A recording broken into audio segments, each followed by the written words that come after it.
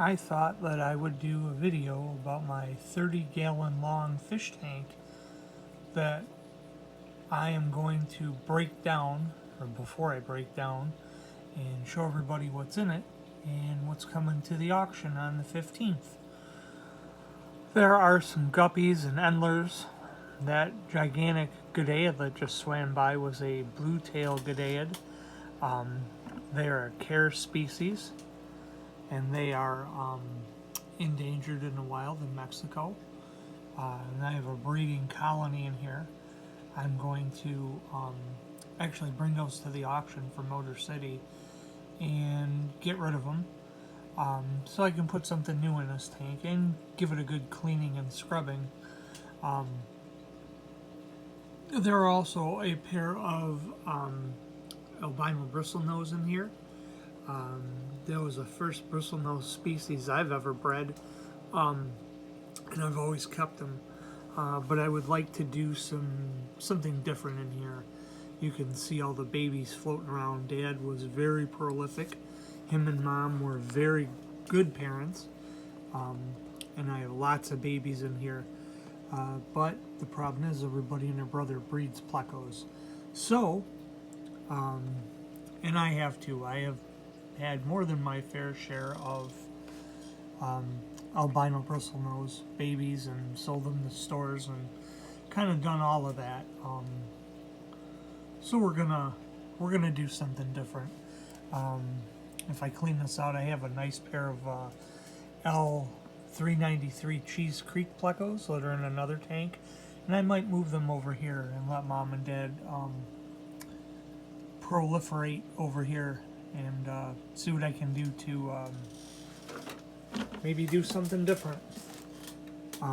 But I figured we'd go through this tank and kind of take a look and see what it is.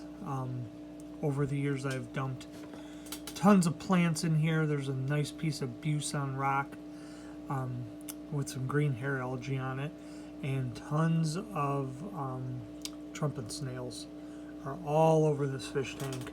Not that that's a bad thing. I also have taken any rock I had that had algae on it and put it in here, and that is a great food source for those plecos. As a matter of fact, Mom should be, if we could catch her. She's not underneath that rock. Usually she is. Usually she's hanging out under there, feeding or doing whatever. But there's some anubias in here. There's lots of baby blue-tailed goodeids and a very pregnant one right there. Their gestation period is twice as the normal. It's about 60 days. So they get pretty big and fat in here. And that's fine. I just let them do their thing. There's lots of Java fern in here. I'm going to do a nice bag of that and bring it to the auction again. Lots of anubias. There's some bucephalandra in here. And what else do we have in here? I think there's some Anubias caufifolia in here. That's that wrinkled leaf right there. There's one jammed in here. That's the problem. There's so much stuff in here that it's just got to go. And look at that giant Anubias there. And all the guppies and everything else. And there's a giant one right there that's nice and pregnant. Wow. And they're just mutt guppies. They're nothing, no, particular line or anything. The problem with that is you never know what you're going to get when you do those kind of fish in a tank like this. So I would like to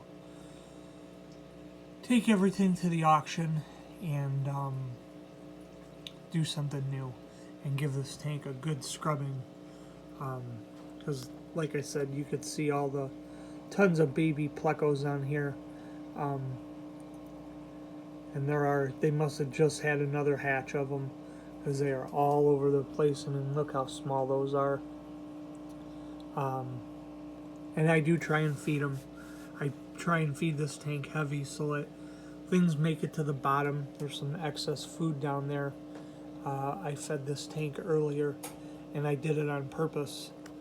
And you can see the algae on the bottom, the hair algae, what's down there.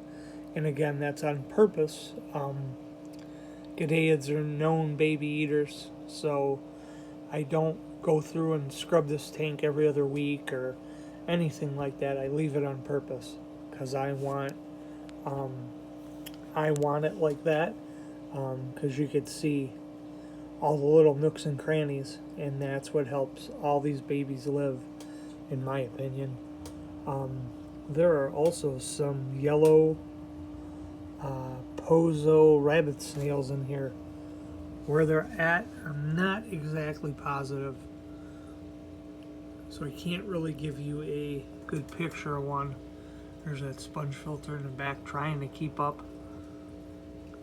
But there's tons of plants in here to absorb all the nutrients and absorb everything else.